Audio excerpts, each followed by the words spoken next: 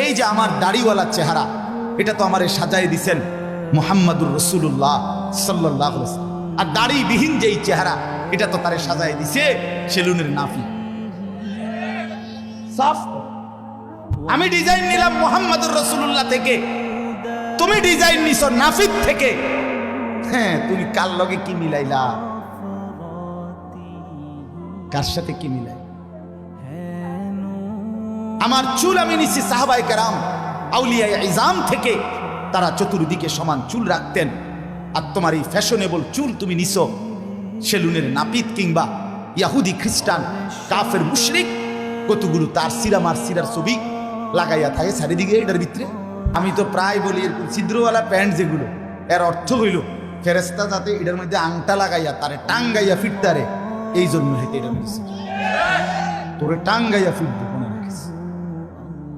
খামখেয়ালি মনে কর, এটা কোনো কথা হইল নাকি? সুস্থ স্বাভাবিক মানুষ এমন করবে কেন বাপ? আপনাদের কাছে অনুরোধ করছি, আমি যে কথাটা বলতেছিলাম হায়াতের কদর চাই, এই সময় আর আসবে না, এই সময় আর আসবে না।